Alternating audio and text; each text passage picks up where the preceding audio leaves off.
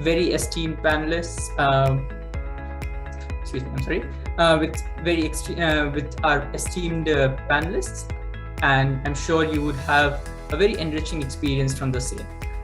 With this note, I would like to extend my warm welcome to the panelists, which would be Mr. Ranjit Menon, the Managing Director at Chirate Ventures. He has been investing in technology startups in India since 2007.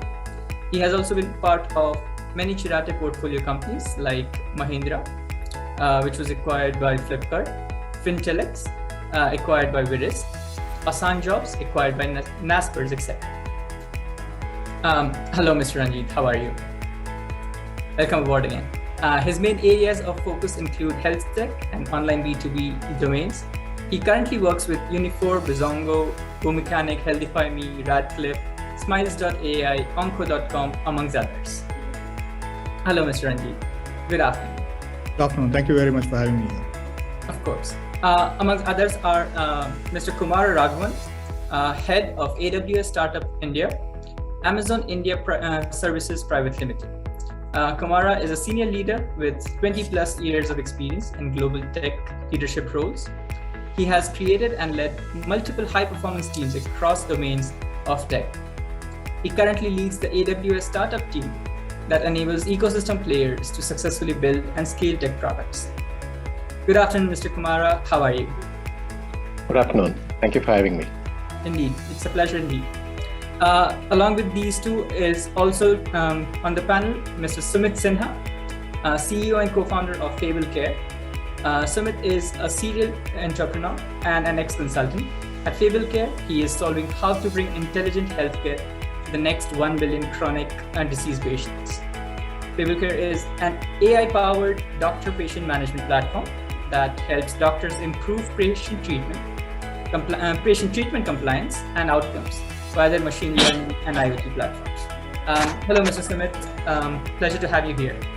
Hi guys, nice to be here. Thank you. I think with this introduction, I would hand it over again to Kanish. Kanish, please proceed with the panel discussion. I'm sure it's going to be very interesting. Hey, thanks, Chal. Hey, Ranjit, Kumara, and Sumit. Thanks for being on the panel. It's a pleasure to be sharing the same platform as you. And I'm sure you're joining from various parts of the world, isn't it?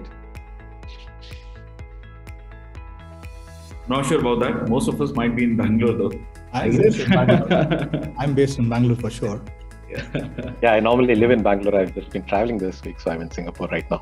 But yeah, great to be here with all of you. So that means 3 out of 4 are in Bangalore. Still, we are connecting on screen. Cool. I hope you had the chance to attend the previous session. I'm sure you would have got the high-level insights that we were just talking about.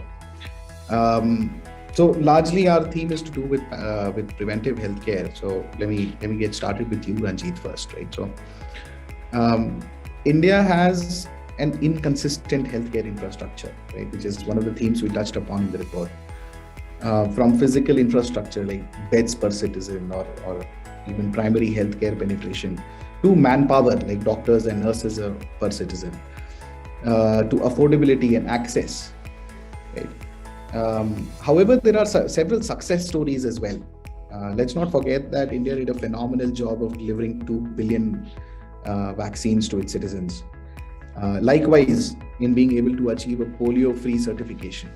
Right? Yoga, for example, is another successful one that India managed to export to the rest of the world, which all leads to better health outcomes. Right? What else can we get right in building better preventive health outcomes?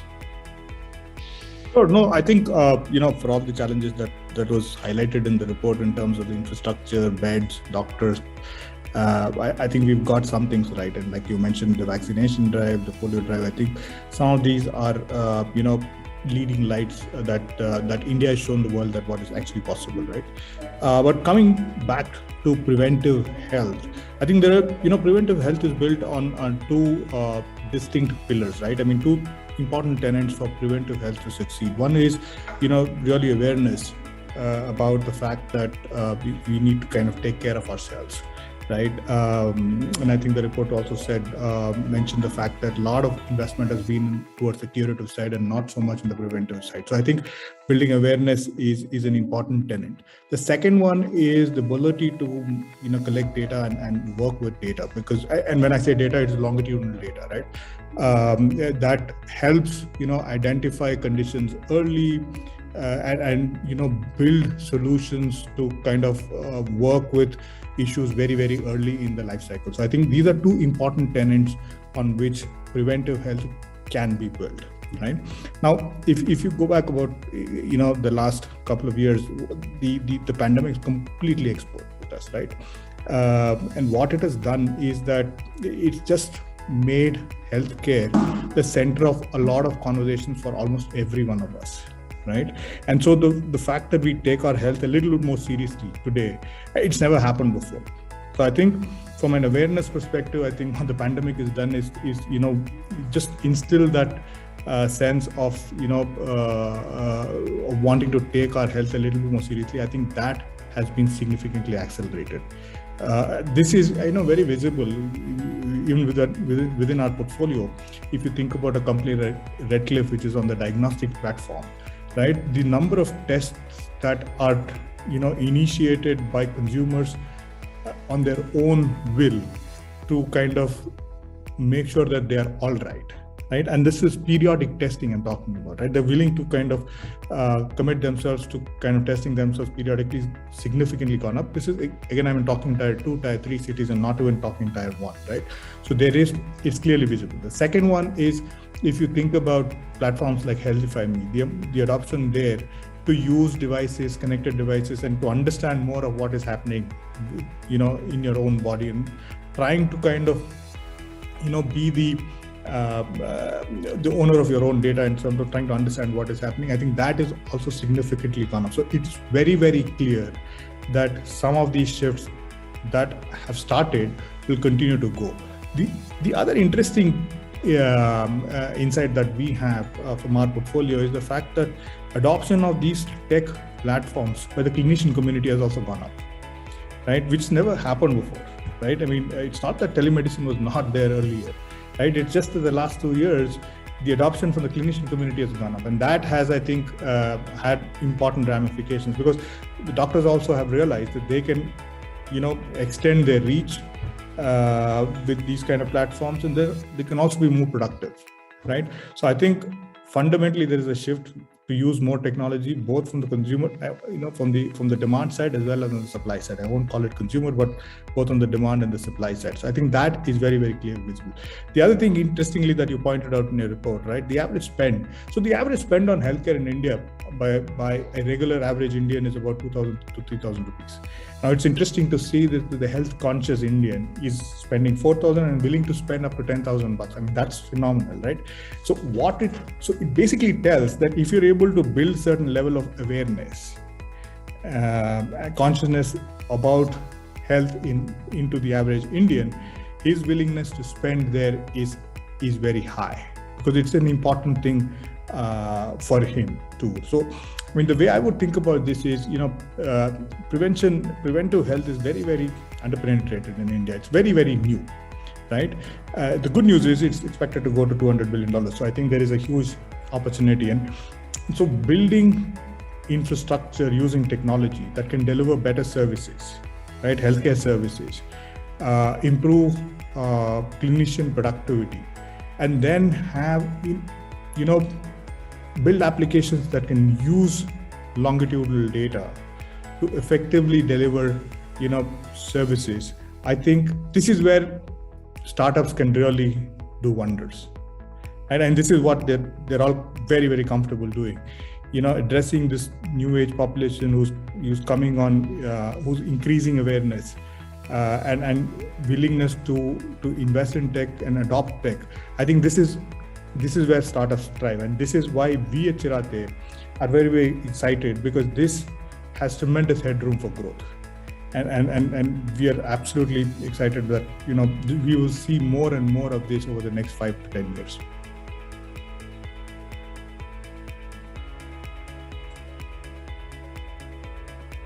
Absolutely, Ranjit. I think that's an amazing point. And if I had to pick one word from your answer, it would probably be data. I think data just becomes so central to the success and evolution of most of these, preventive health use cases, and in fact, even beyond preventive health case, and going across, building across the entire patient journey, really.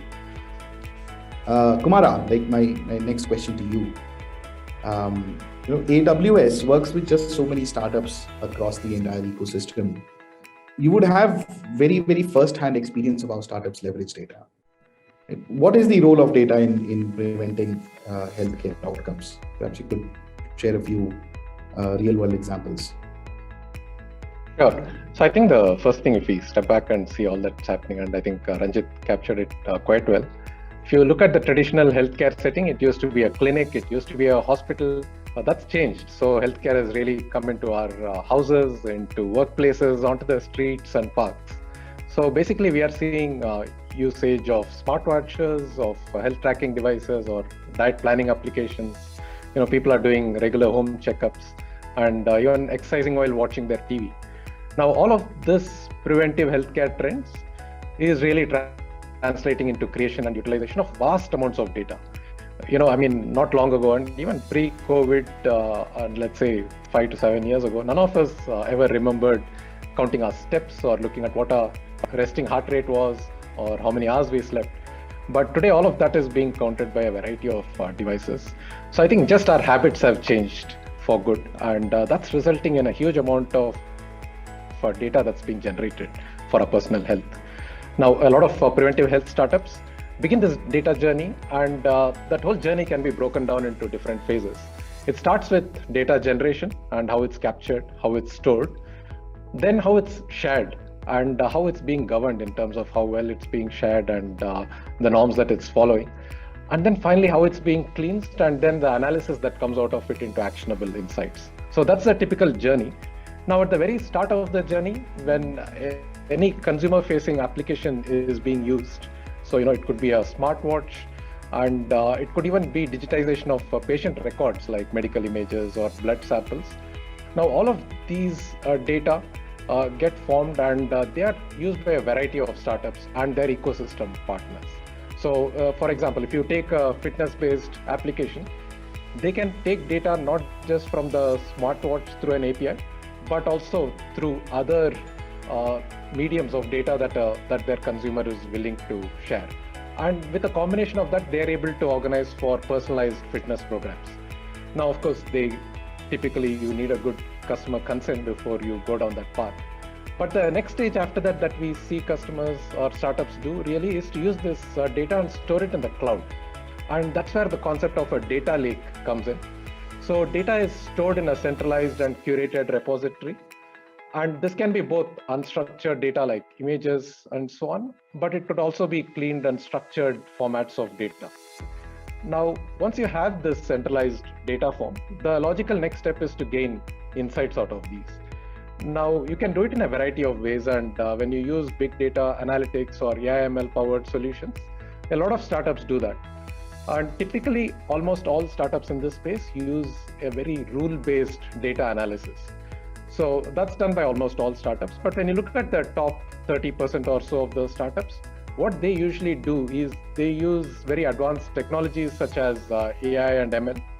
And that caters to use cases around health risk modeling or making the suggestions very personalized. So it can even do medical image analysis and bring a lot of efficiency into the whole care process. Now, what AWS does is it provides a very broad and deep set of regulatory compliant data lake, analytics, and AI/ML services, so that the startups can use all of these services to derive the meaningful insights from their data. So AWS, for example, has a very purpose-built AI services for vision, for transcription, or natural language processing. So all of this builds a very comprehensive machine learning platform so that it addresses a range of preventive healthcare use cases.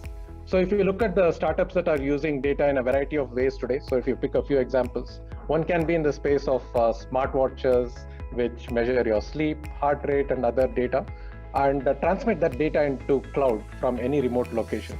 And then alerts are sent real time whenever an anomaly is detected, for example. The other, of course, could be in the area of personalized diet or exercise regimens, and that are created again in a very individualized way.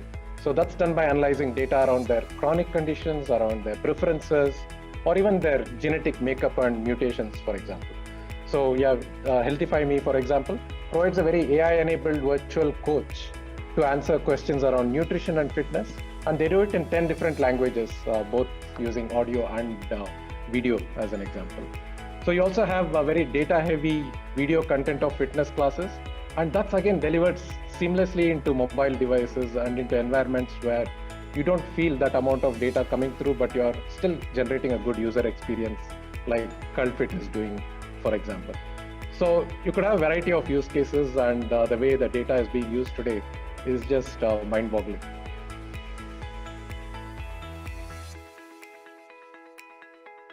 Thanks for that, Kumara, super insightful. Sumit, my next question is to you, right? As the founder of Fable Care, right? And of course, Fable Care will probably be utilizing that entire cycle that Kumara just talked about, from generating data through devices to be able to analyzing that data, and then to be able to close that loop back, to be able to offer better products and services to your customers. Could you talk a bit more about how you use data combination of two to build better products and services for your customers?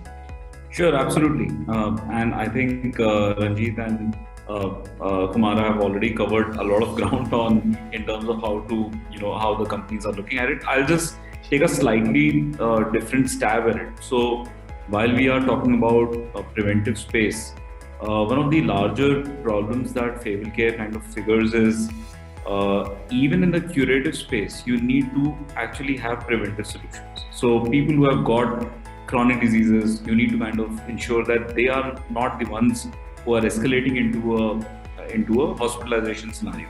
Ultimately, the bed utilization, all the metrics that you presented earlier, all of that is largely being occupied by chronic disease patients, and hence it is putting an immense amount of burden on the Indian healthcare ecosystem. So if you look at some of the statistics that we are aware of, about $120 billion annually out of pocket is being spent by chronic disease sufferers alone. And this is out of pocket, which is not covered by insurance in managing their chronic disease. So this kind of money, when it comes out of the pocket of not very high per capita income users of India, it puts an immense amount of pressure on the families as well as on the patients as well as the families who are having chronic disease sufferers in their family. So being or having the necessity to have a preventive solution in the curative space also becomes immensely important as we continue to grow older as a population. So while India today has 25-26% population in the younger space, in the 20 to 30 year bracket, but if you see over the next decade or so, we will start becoming slightly older population because the population growth has slightly come down. Now, in this particular scenario, ultimately, while COVID has been a great harbinger of awareness, today, I remember people did not know what is a combination of neurobion earlier, but today everyone knows what Delta variant and B5 variant of COVID is. So awareness has obviously leapfrogged ahead, by leaps and bounds. But I think awareness which will definitely drive adoption of any technology on early adopters.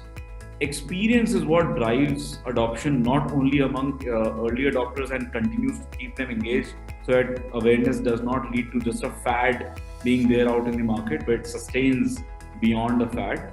But more importantly, a good experience will ultimately translate into laggards and late stage adopters to also adopt technology and stay with it for a very, very long period of time. And that is where, my point comes is that experience and product experience is one of the key things to kind of sustain this awareness jump that we have seen in the last 2 years.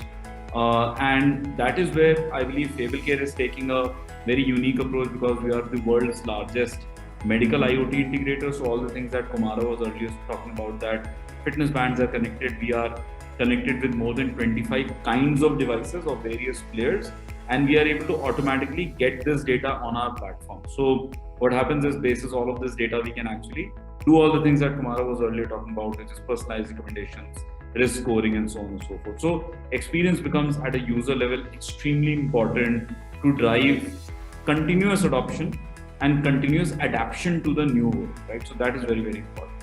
Coming to the doctor side, as Ranjit was earlier pointing out, that doctors have suddenly woken up to the new world of digital technology, which was not the case. We started 3 years ago, and I can tell you how much struggle it was when I was telling doctors that FableCare is here to help you manage your clinic. And versus today, the world has significantly changed.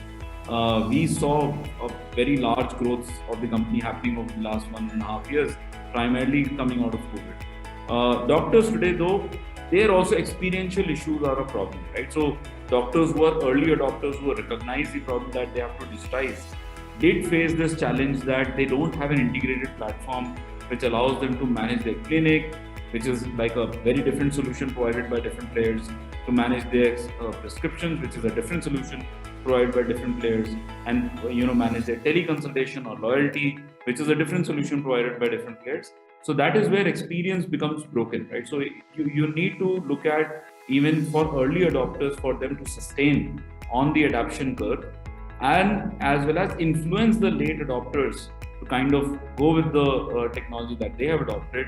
You need to provide them superlative customer experience, right? And that is where, again, we recognize this problem quite early on, and we created like 8 technologies combined into one, which is an EMR, EHR, clinic management solution, loyalty, teleconsultation, all rolled up into a single package, which allows the doctor not only to adopt, but also adapt to the new environment very, very quickly. So these things become very, very important on how you manage customer experience and how your product also changes over a period of time to adapt to the new customer experience and expectation from such products as well. So that is becoming extremely important, and I think you will see a lot of innovation not only by companies like FableCare, but other companies also will bring new innovative products and solve for the customer experience problem and needs in the market. Now this brings us to the next point, that all of this data that is getting generated, how do we make effective utilization of it? So while FableCare can say, and many other companies can say, we are connected to ABCD devices, but making data work for your audience is another challenge, right? So you have to make sure that the data that is getting captured ultimately works for the doctors. If you are, you have a solution for doctors, if the data is being captured for the patient, it gets to work for the patient. And I call users patients because I work with patients, so apologies for that terminology there. But for patients, it is important that while they're tracking all of this data, and while some startup is, let's say, consolidating all of this data in a single place, they make use of it to educate the patient, make them aware continuously on what this data ultimately means for them, right? What is it that they need to change in their lives? What is it that they need to do to make sure that this data is not out of, let's say, the lower and upper bounds of that particular vital? So that becomes very, very important. And I think as a startup, as most of the startups in the curative space or in the preventive space, they need to work on this. And there is a lot of work which is still pending. On the doctor side, how do I utilize all of this data to make the doctor's clinic more efficient, to make their processes more efficient, to make them, how doctor-patient ratio is there in India? And if I cut it down, so FableCare is a super specialist platform. So we have about 12,000, 30,000 super specialists, which are also even fewer in India. So you have only about 90 to 100,000 super specialists in India. And if you look at the 400 million chronic disease patients, the super specialist to chronic disease patient ratio would be worse than doctor-patient ratio, right? So we need to make these super specialists, or in general all doctors, far more efficient. If they are spending 15 minutes in a consultation, we need them, if you look at where the consultation goes, half the consultation goes into asking what did you do in the last 6 months. And if I ask you, I'm sure, Kanishka, what did you do 6 months ago? You would not be able to recall it. But if that data was already available to the doctor during the time of the consultation, it becomes very meaningful for the doctor to actually then give the right diagnosis or the prognosis to the user. So all of this then becomes, all of this gets layered into experience and how the data is effectively utilized, how you drive efficiency based on that, whether it is at the doctor's level, whether it is at the user's level. All of this becomes very, very important as we continue to build solutions around these problems. Absolutely. Thanks, Sumit. In fact, when you mentioned the doctor side of things, right, let me take a personal example. My mother, a diabetic doctor, when she asked for Fable Care, I was just so surprised. It's reached her. But thanks, Sumit. That was phenomenal. But I think the broad takeaway that I also have, that it takes some time for startups to be able to build this tech stack which is able to offer to which you're able to take to your customers and offer a great experience. Kumara, my next question is to you, because today the majority of startups are in fact just even born on cloud itself, right? So it's practically every aspect of their tech stack starts via the cloud itself. And AWS becomes the preferred choice for a variety of startups because of your various programs, right? So would you like to help us understand how AWS finds applications or helps healthcare startups across various use cases? Sure. So again, when you're looking at the preventive healthcare startup space, a lot of them are looking at delivering the personalized, proactive, preventive kind of a healthcare. So we discussed that. But underlying all of that, when you look at their needs, they want to do it in a very secure way, in a very compliant way, and also build a lot of resiliency in that experience that they are delivering for their end customers. So what we do at AWS is we ensure that we provide technology so that these healthcare organizations can provide very, very high quality and equitable care. And while they are doing that, we want to ensure that we make available to them the broadest and deepest portfolio of cloud services that we have. And they are very purpose-built industry solutions. And we also have a very extensive partner network. Now, we have a variety of customers who are using this. We discussed CultFit, Healthify Me, Fable Care, of course, Sumit and his team, and the wonderful work that they are doing. Dozy, and quite a few more. But if I break it down into the things that matter most to the healthcare organizations, one of the things that we have is we have experts who are at the intersection of health and technology. So we have people in the healthcare and life sciences startup team. So they come from a background of healthcare. So what that ensures is that they can accelerate the time to market. So Sumit built on that experience that a consumer wants to get, and the startups are very, very focused on delivering that great experience. And we want to ensure that the time that it takes for them to bring that product out into the market by overcoming the technical and regulatory challenges is really compressed. So our experts help do that. So the next thing they also help do is to build and operate at scale so that their business can scale faster and be much more viable. So we have professionals from the academia, from healthcare ISVs, even government health organizations. So all of these people come together in terms of helping the startups. But the other thing that's critical from a technical point of view is the security and reliability. So our global cloud infrastructure is one of the most secure, and it's a very extensive and reliable cloud platform. So we have over 200 fully featured services, and that's available from regions all over the world.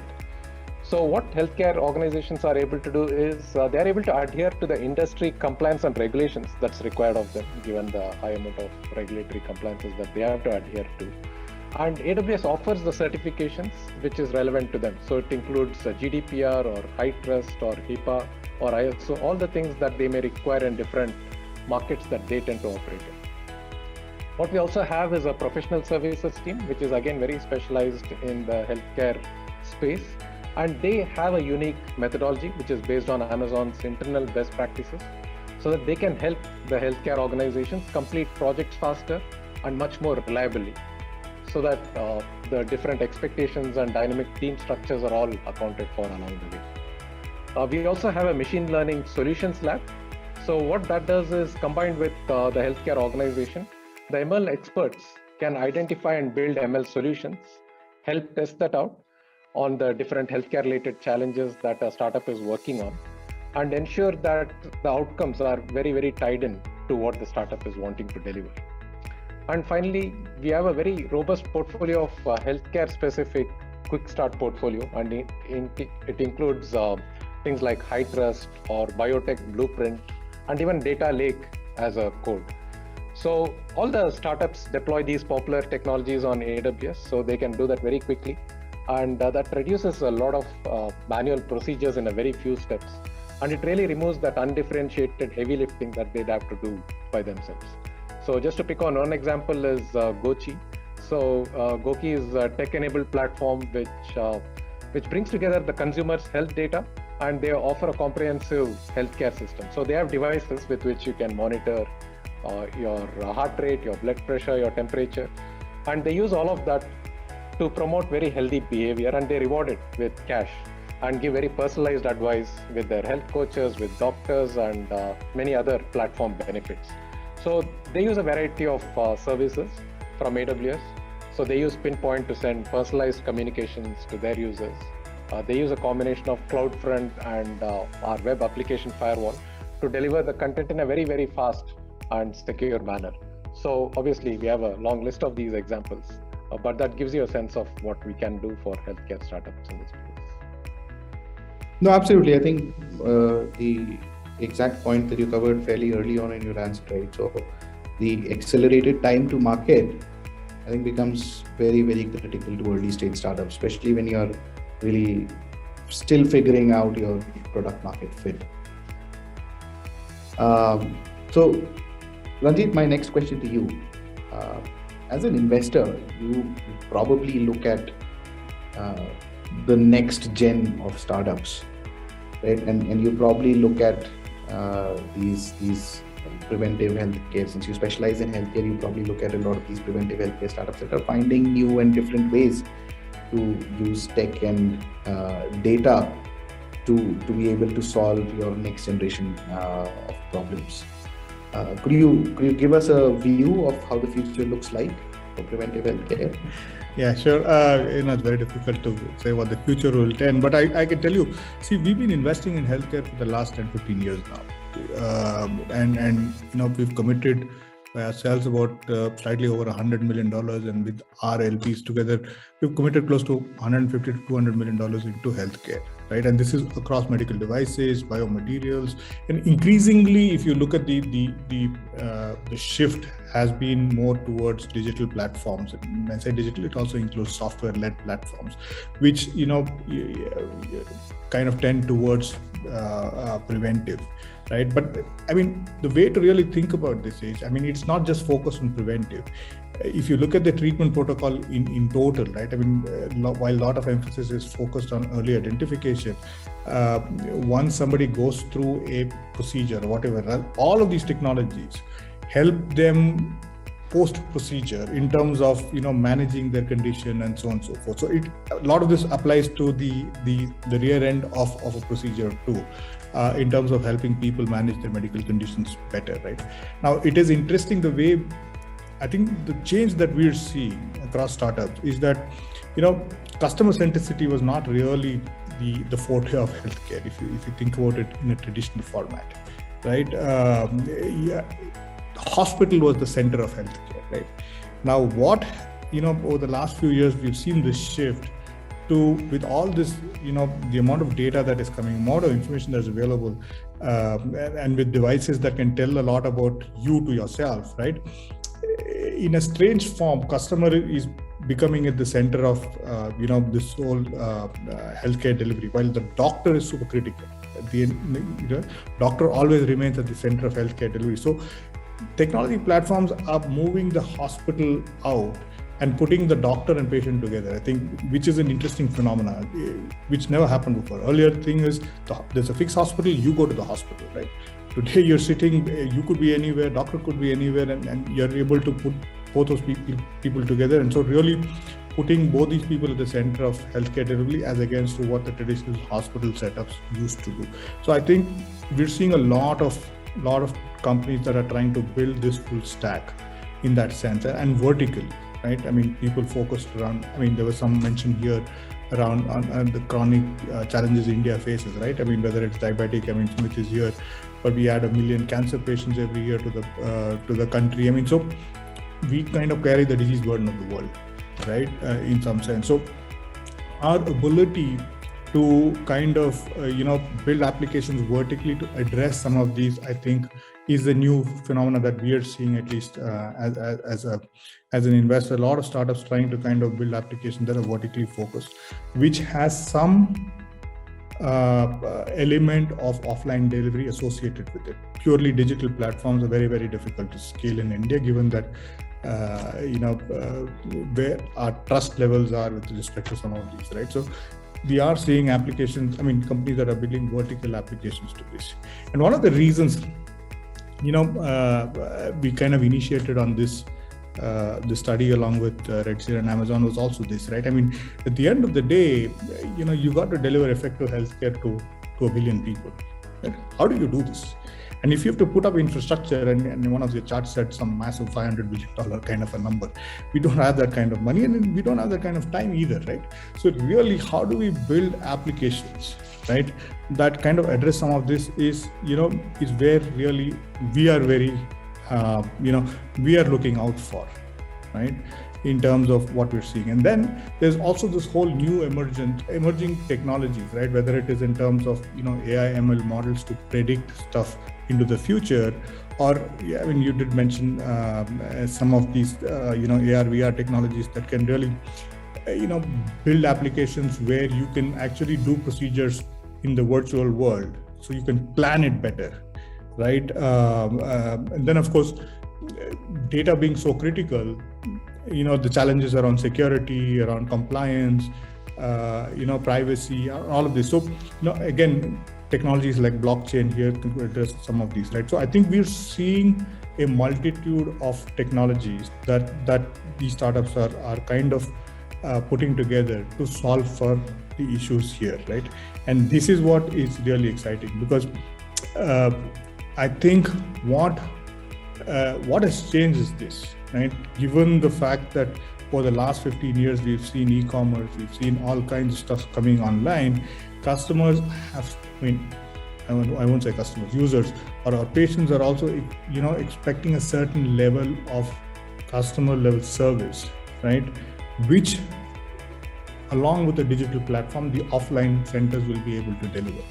And that, I think, is really the key. And that is what we are very excited about, saying that how do you build solutions where, there is a layer of customer centricity that is built by a front-end system.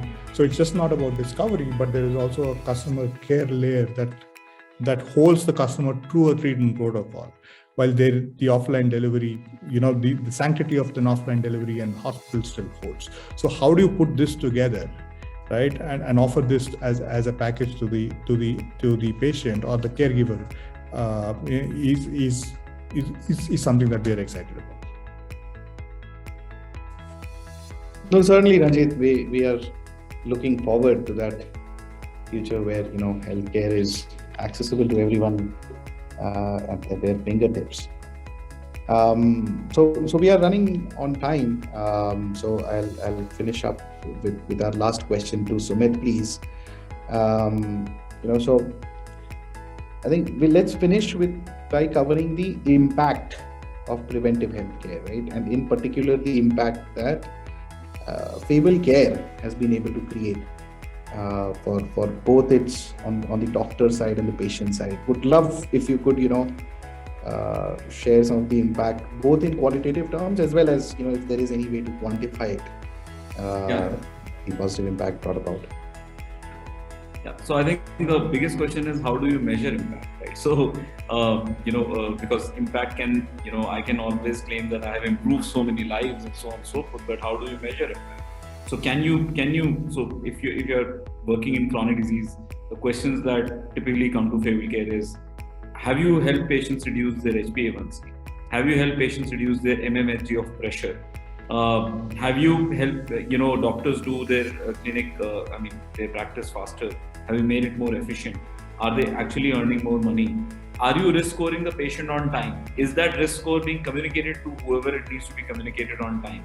Are those people who are receiving this risk score, are they communicating back to the patient on time and driving that outcome, right? So everything then becomes about, so I think there's a big shift, which is something I believe that you're going to see over the next 5 to 6 years, is a shift from going to a hospital for something that you want as a healthcare outcome to the actually healthcare system coming to you and delivering the healthcare outcome. I think that is the shift that is out there, and you will see it on ground.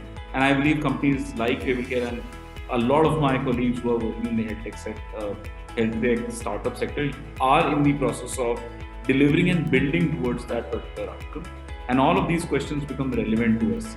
For example, we have done 5-6 clinical studies, all third-party clinical studies, double-arm, double-blind, and so on and so forth, which have proven that technologies like Preventive and Preventive in particular can actually drive reduction in HbA1c, can actually drive reduction in mmHg of blood pressure for chronic disease patients, and a very large outcome within a short span of time of, let's say, 12 weeks to 13 weeks time. So these become then measurable outcomes that technologies like Preventive actually can collect data, can look at data in a more effective way, can communicate that data to the user, can communicate that data effectively to the doctor, and with an intersection of both these people coming together on a single platform, can drive better healthcare outcomes for the user. So that becomes one of the core philosophies of what Preventive does.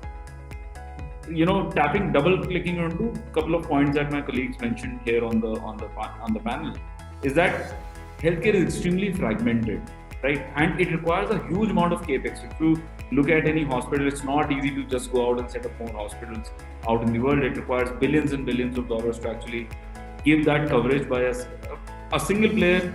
Having a both physical as well as digital technology play is going to be kind of a Herculean task, and it requires a lot of money and a lot of capex going down the drain. But what we can always do is create an ecosystem of best of breed, right? What I mean by that is that you have specialized players who are hospital players, you have specialized players who are diagnostic players like Redseer and Orange Health kind of players, you have specialized players who are working on software, where Preventive and Healthify Me and all of these players come into picture, and all of they come together. And I believe that AWS kind of platforms are actually brilliant, but because not only is our data structure in a common framework, but tomorrow if data has to be taken from one vertical to another, AWS could be a right fluid or the right platform in the middle which can allow something like that, obviously based on user consent. So for example, FHIR 4.2 compliance, etc., becomes very, very important for players in this particular space to kind of do that collaboration and come into the common ecosystem. And if we are able to create that best of breed common ecosystem powered by a common data layer, which can be then taken from one silo to another silo on protocol based like FHIR 4.2, it just will power a lot of outcomes for a lot of users across the country. And I think the true impact, what we'll feel, is when these systems start percolating into tier 2, tier 3 cities, because they have then the power to percolate into tier 2, tier 3 cities, where it will unlock a different kind of value for the entire system. And I think patients, even in tier 2, tier 3 cities, will actually benefit from such ecosystems coming to their doorstep, coming to their mobile phones, and so on and so forth. So I think that's where essentially we are heading. And I am very, very excited looking at how health tech colleagues in India are actually coming together to solve for some of these problems. Thanks for that, Sumit. If I had to do a one-line summary, I think we were broadly talking about the role of data to be able to be able to connect the doctors and patients together on a very, very collaborative manner. And I think AWS is doing a great job enabling it. Chirate is doing a great job backing it, and you are doing a great job applying for it. So great talking points all. I'm so glad you could join us in our panel today. Let me hand the platform back to Chal. Over to you. Thank you so much, Kanishka, and thank you everyone else as well. It has been a really awesome panel indeed. I mean, me as a person who started my career as a data analyst in analytics, moved on with a business degree, coming from a family of doctors, this entire session was so informative, so exciting for me. So thank you so much